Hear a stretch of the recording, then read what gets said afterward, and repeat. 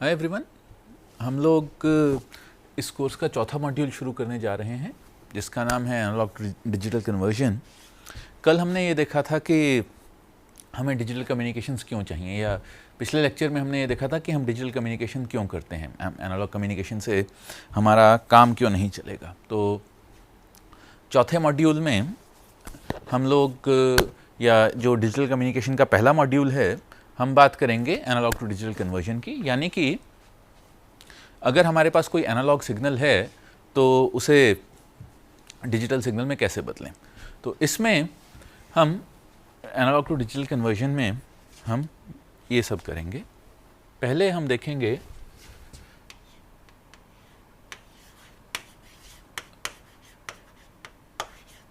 Analogue और digital signals क्या होते हैं, फिर हम बात करेंगे सैम्पलिंग की, सैम्पलिंग के बाद quantization,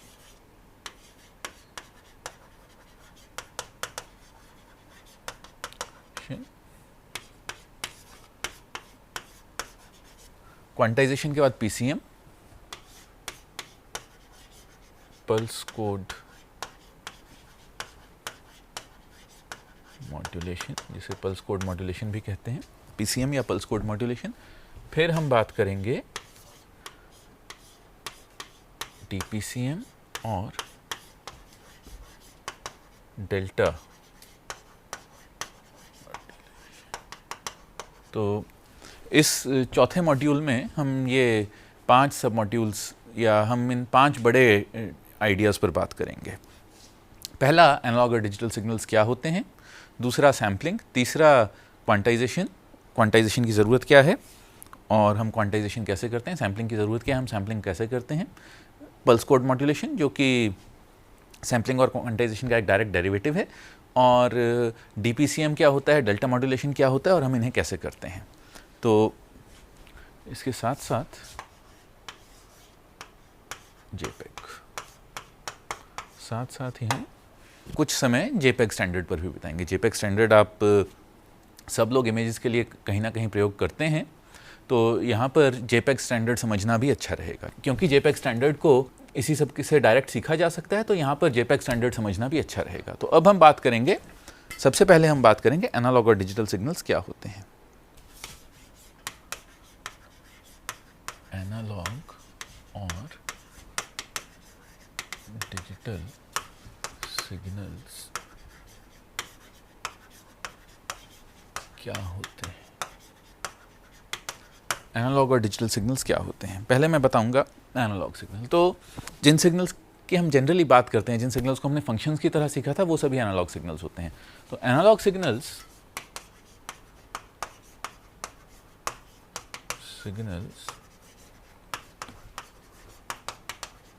continuous time, continuous value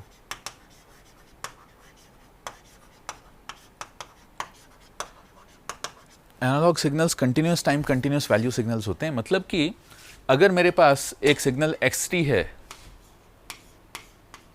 st एक सिग्नल है, तो st अगर st एक एनालॉग सिग्नल है तो फंक्शनल फॉर्म में, तो फंक्शनल फॉर्म में कि अगर मैं st को एक फंक्शन की तरह लिखूं, st एक मैप है r से r पर, तो एक एनालॉग सिग्नल टाइम का ऐसा फंक्शन होता है जिसकी डोमेन और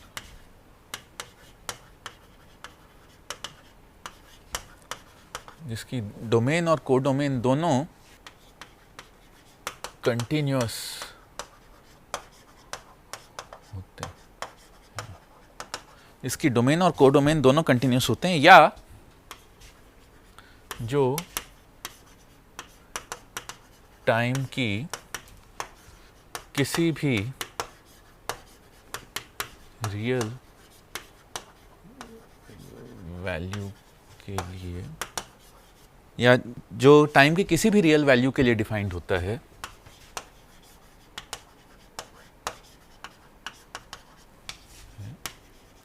एसटी अगर हमने अब तक जितने सिग्नल्स लिए हैं,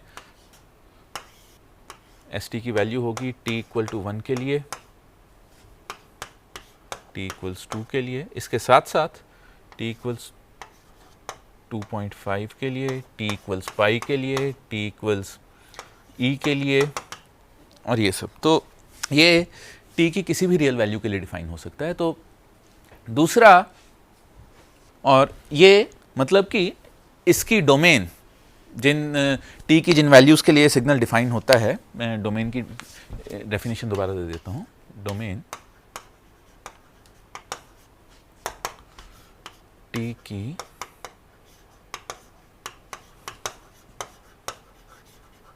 वैल्यूज़ लिए ये सिग्नल डिफाइन, डोमेन t की जिन वैल्यूज़ के लिए सिग्नल डिफाइन होता है, तो वो कोई भी रियल नंबर हो सकता है। एनालॉग सिग्नल के लिए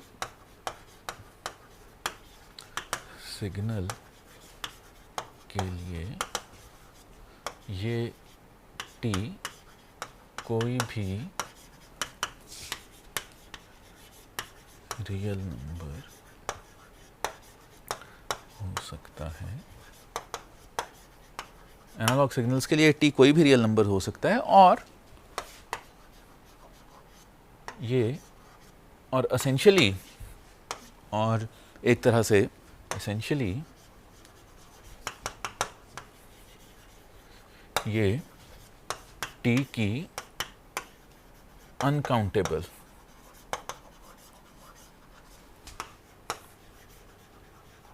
वैल्यूज के लिए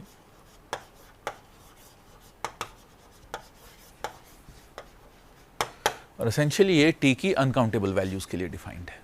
तो ये t की अनकाउंटेबल वैल्यूज़ के लिए डिफाइंड होता है। तो ये मतलब हुआ कि एक एनालॉग सिग्नल की डोमेन रियल लाइन होती है। अब इसके साथ मैं कहता हूं कोडोमेन।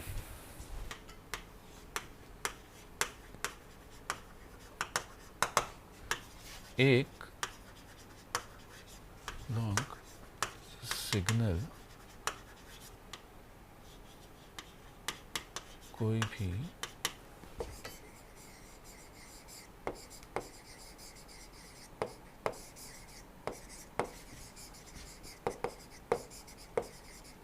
एक एनालॉग सिग्नल कोई भी रियल वैल्यू ले सकता है, मतलब ST कुछ भी हो सकता है, कोई भी रियल नंबर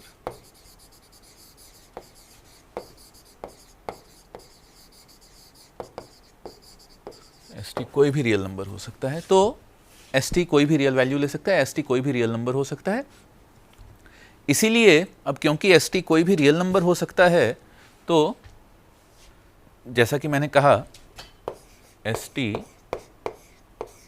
रियल लाइन से रियल लाइन एक मैप है। तो ST, मैं एक बार फिर से कहता हूं, एक एनालॉग सिग्नल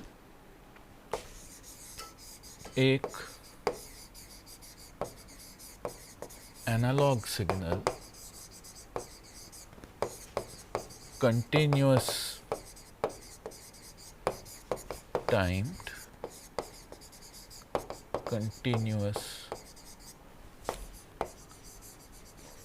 वैल्यूड होता है।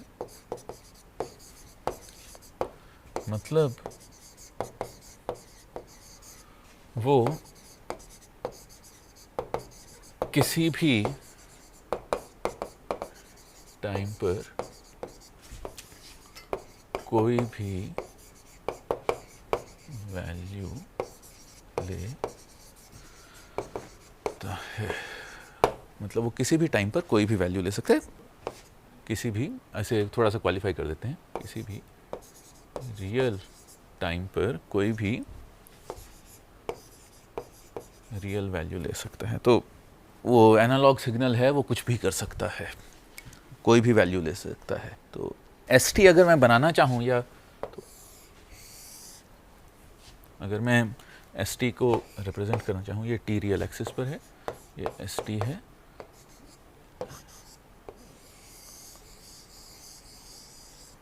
ये ST है। ST कोई भी वैल्यू ले सकता है, कोई भी रियल वैल्यू हो सकता है। तो आप ये कह सकते हैं कि ST कोई, तो ज़रूरी नहीं है कि ST एक कंटिन्यूस फंक्शन हो। यहाँ पर अगर मैं उसे कंटिन्यूस टाइम और कंटिन्यूस वैल्यूड बोल रहा हूँ, तो ये ज़रूरी नहीं है कि ST एक कंटिन्यूस फंक्शन हो। ST का मैथमेटिकली कंटिन्यूस होना ज़रूरी नहीं है।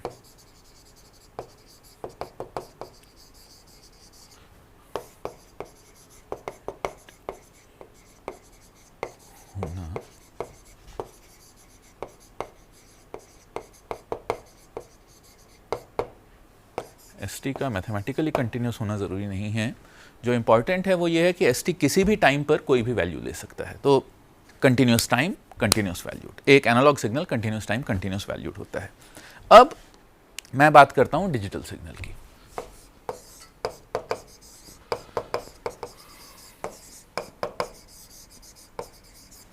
एक digital signal discrete time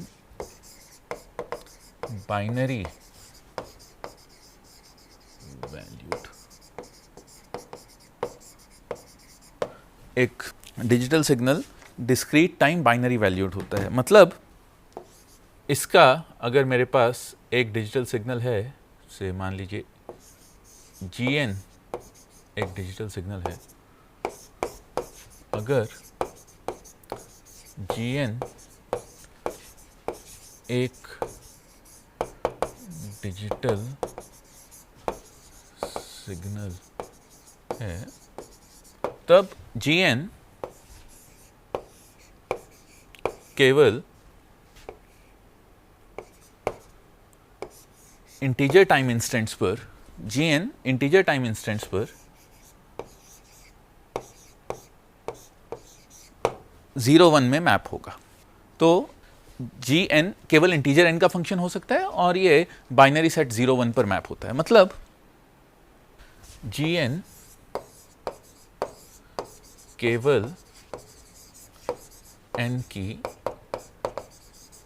integer values पर डिफाइंड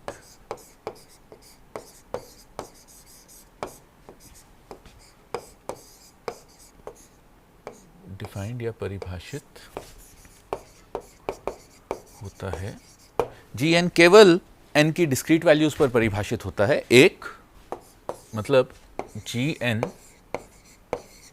n इक्वल्स 2 पाई के लिए परिभाषित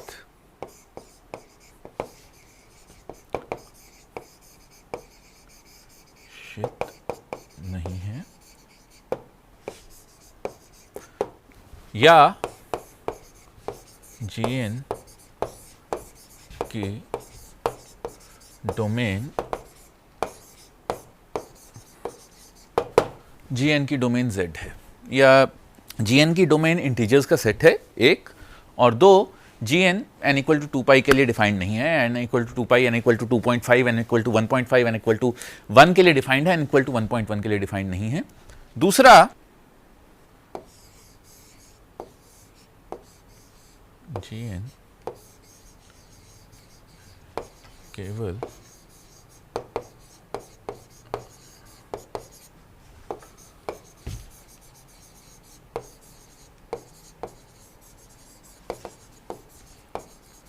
GN केवल डिस्क्रीट वैल्यूज़ ले सकते हैं, केवल बाइनरी वैल्यूज़ ले सकता है।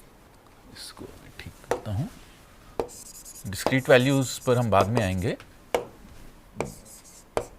बाइनरी वैल्यूज़ ले सकता है। बाइनरी वैल्यूज़ मतलब GN हमेशा सेट 0 1 में ही होगा। GN की वैल्यू हमेशा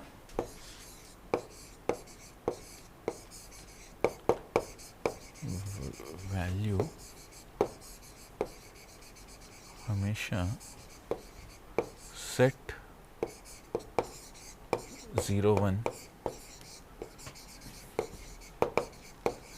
से ही होगी, या GN या तो 0 होगा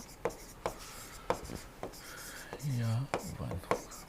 GN या तो 0 होगा या 1 होगा। GN इन दो वैल्यूज़ के अलावा कोई तीसरी वैल्यू नहीं ले सकता। तो दो बातें याद रखिए, GN केवल और केवल n की डिस्क्रीट वैल्यूज़ पर डिफाइंड होगा, और दो, GN या 0 होगा या 1 होगा। तो अगर मैं एक डिजिटल सिग्नल GN को प्लॉट करूं और x एक्सिस पर n है और y एक्सिस पर GN है, तो ये 1 है, ये 0 है।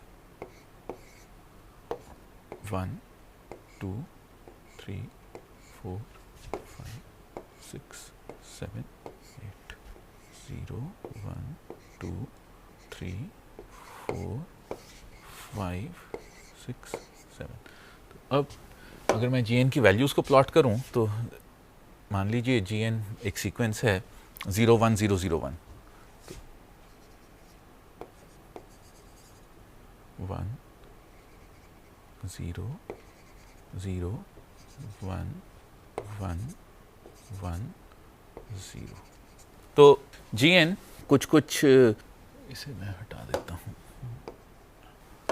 तो GN कुछ ऐसा दिखेगा, वो केवल डिस्क्रीट पॉइंट्स पर डिफाइंड है। तो अब आप सोच सकते हैं कि हम अब यहाँ पर नेचुरली सवाल ये आता है कि अब आप देख सकते हैं कि जो कुछ मैं बोल रहा हूँ उसे अगर मैं वोल्टेज में कन्वर्ट करूँगा तो वो कोई भी वोल्टेज वैल्यू ले सकता है, या जो इमेज हैं, इमेज की कलर, इमेज की लाइट इंटेंसिटी, इमेजेस की बात हम करेंगे, पर इमेजेस की लाइट इंटेंसिटी भी कोई भी वैल्यू ले सकती है। तो इमेज की लाइट इंटेंसिटी कोई भी वैल्यू ले सकती है, और वो किसी भी टाइम पर हो सकता है। मेरा बोला हुआ भी टाइम के साथ कंटिन्यूसली वेरी कर रहा है। तो हमारे आसपास के जो सिग्नल्स हैं,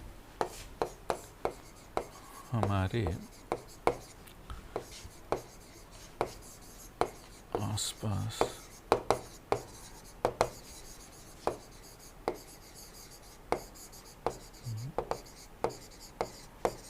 सब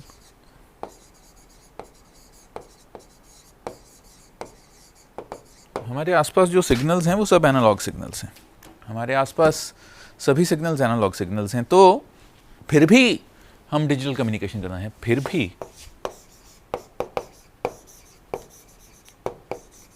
हमें डिजिटल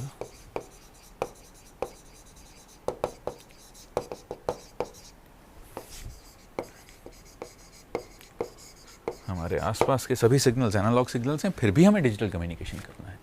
तो क्यों करना है वो तो मैं आपको पिछले लेक्चर में बहुत डिटेल में समझा चुका हूं। तो हम फिर भी डिजिटल कम्युनिकेशन करना चाहते हैं, और इसमें क्योंकि हम डिजिटल कम्युनिकेशन करना चाहते हैं और क्योंकि हम डिजिटल कम्युनिकेशन करना चाहते हैं, तो हमारे लिए एनालॉग टू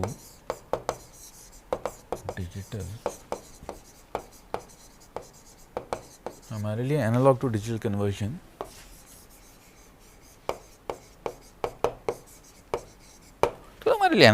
कन्वर्जन ज़रूरी है कि हम डिजिटल कम्युनिकेशन करना चाहते हैं और डिजिटल कम्युनिकेशन सिर्फ और सिर्फ डिजिटल सिग्नल्स के साथ ही हो सकता है, तो हमें एक एनालॉग सिग्नल को एक डिजिटल सिग्नल में बदलना पड़ेगा। तो इसीलिए हमें एनालॉग टू डिजिटल कन्वर्जन चाहिए। और एनालॉग टू डिजिटल कन्वर्जन में तो मतलब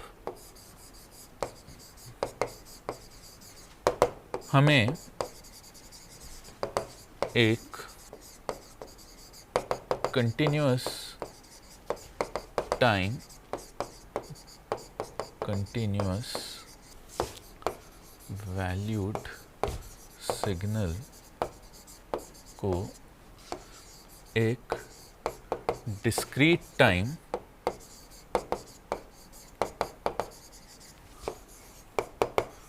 बाइनरी वैल्यूड सिग्नल में, मतलब हमें continuous time continuous valued signal को एक discrete time binary valued signal में बदलना है। ये हमारा काम है। लेकिन सवाल ये है कि हमारा काम क्या सिर्फ इतना ही है कि हमें एक continuous time continuous valued signal को एक discrete time discrete valued signal में बदलना है? तो पर हमारा काम सिर्फ इतना नहीं है।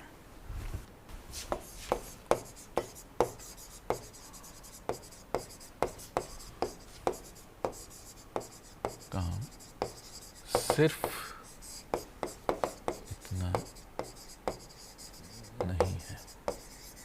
हमारा काम है उस सिग्नल को डिजिटली एक जगह से दूसरी जगह पहुंचाना। हमारा काम है उस एनालॉग सिग्नल में छुपे संदेश को एक जगह से दूसरी जगह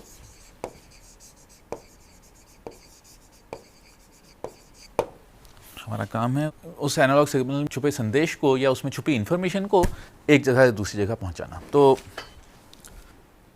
यहाँ पर आप ये सवाल आ सकता है कि उसमें छुपी इंफॉर्मेशन आखिर है क्या? इसका जवाब हम इस कोर्स के दूसरे पार्ट में देंगे, जिसका नाम या जिस मॉड्यूल का नाम इंफॉर्मेशन थ्योरी है, जो कि इस कोर्स के दूसरे पार्ट का पहला मॉड्यूल होगा। तो इंफॉर्मेशन क्या है उसके जवाब हम इस कोर्स के दूसरे पार्ट के पहले मॉड्यूल में देंगे। पर फिर भी हमारा काम है कि पहुंचाना या उस एनालॉग सिग्नल को डिजिटल सिग्नल में ऐसे बदलना कि उसमें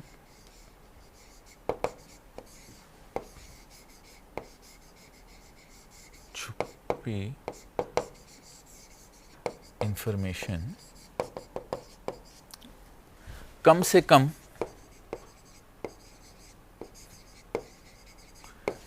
एरर के साथ सिंक पर पहुंचे। हमें उसे ऐसे बदलना कि उसमें छुपी इंफॉर्मेशन कम से कम एरर के साथ सिंक पर पहुंचे। हमें एनालॉग से डिजिटल कन्वर्जन करते हुए ये ध्यान रखना है कि उस सिग्नल को वापस डिजिटल सिग्नल से एनालॉग सिग्नल में भी बदला जाएगा। तो जब वो जिस सिग्नल को हमने डिजिटल से एनालॉग में बदला है, जब उस सिग्नल को वापस एनालॉग से डिजिटल में बदला जाए, तब जो वापस बदला गया सिग्नल है असली सिग्नल में और उसमें एरर कम से कम हो, या उसमें कुछ ना कुछ अंतर तो होगा। हम ये नहीं कह सकते कि उसमें बिल्कुल अंतर नहीं होगा, पर जब वो एनालॉग से डिजिटल में बदला गया सिग्नल वापस डिजिटल से एनालॉग में बदला जाए, तो हमें चाहिए कि उसमें अंतर कम से कम हो। तो हमें ये चाहिए कि जब वो एनालॉग से डिजिटल में बदला गया सिग्नल वापस डिजिटल से एनालॉग बनाया जाए, तब असली सिग्नल में और उस वापस बनाए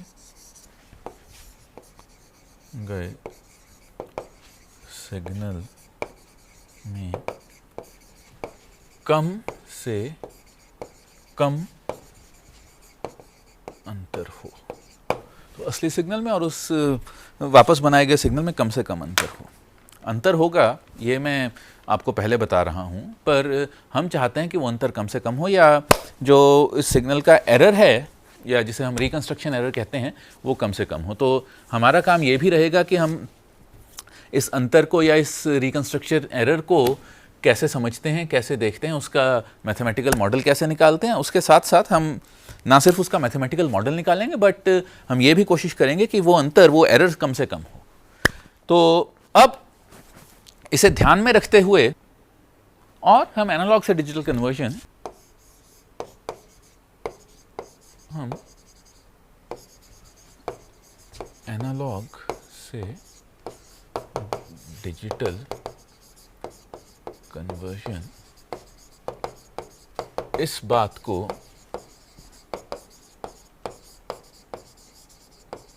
ध्यान में रखकर करेंगे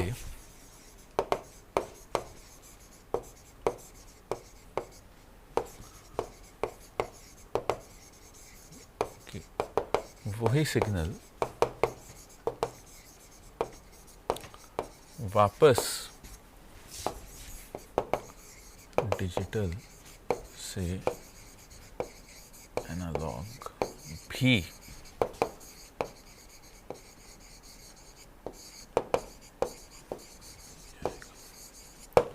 हम इस बात को ध्यान में रखकर करेंगे कि उस वही सिग्नल वापस डिजिटल से एनालॉग भी बनाया जाएगा। तो अब मैं बताता हूं कि हम एनालॉग टू डिजिटल कन्वर्जन कैसे करेंगे। एनालॉग टू डिजिटल कन्वर्जन हम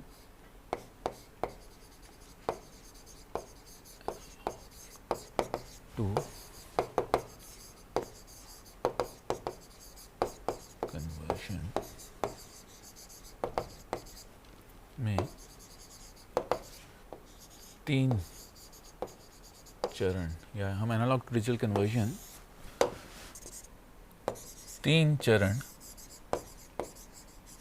या स्टेप्स, कैसे चरण और स्टेप्स उसका एग्जैक्ट ट्रांसलेशन है, ये इंटरेस्टिंग बात। 3 चरण या स्टेप्स में करेंगे। हम इसे 3 चरण या 3 स्टेप्स में करेंगे। एक, हम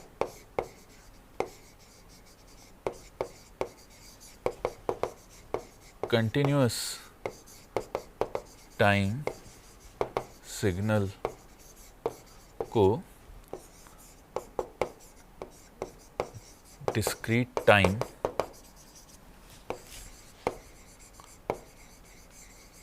बनाएंगे। हम कंटिन्यूअस टाइम सिग्नल को डिस्क्रीट टाइम बनाएंगे ऐसे कि उस डिस्क्रीट टाइम सिग्नल से कंटिन्यूअस टाइम सिग्नल वापस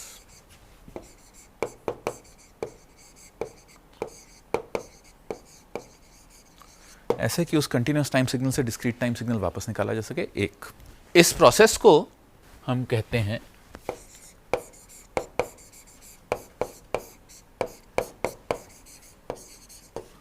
प्रोसेस को हम कहते हैं सैम्पलिंग। दो हम उस discrete time continuous amplitude signal को एक discrete time discrete amplitude signal में हम उस discrete time continuous amplitude signal को एक discrete time discrete amplitude signal में बदलेंगे, जिससे कि डिस्क्रीट टाइम कंटिन्यूअस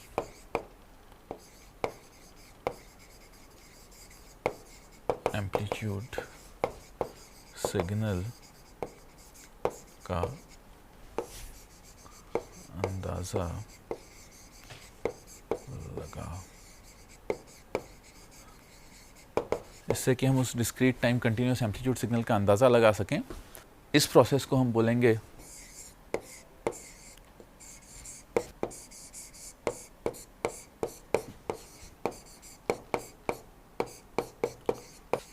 क्वांटाइजेशन। और तीसरा हम उस डिस्क्रीट टाइम डिस्क्रीट एम्पलीट्यूड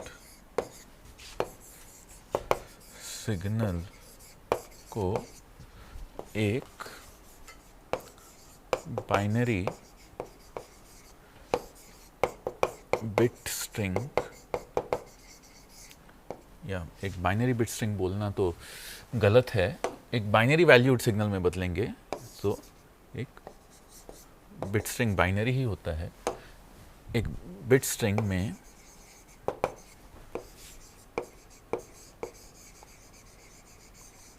हम उस discrete time discrete amplitude signal को एक बिट स्ट्रिंग में बदलेंगे, और इस प्रोसेस को हम कहते हैं एनकोडिंग।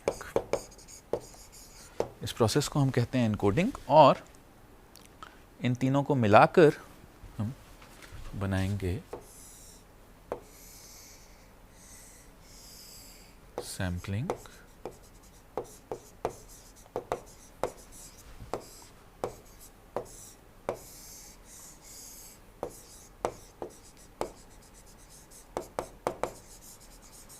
क्वांटाइजेशन और कोडिंग। ये है एनालॉग सिग्नल,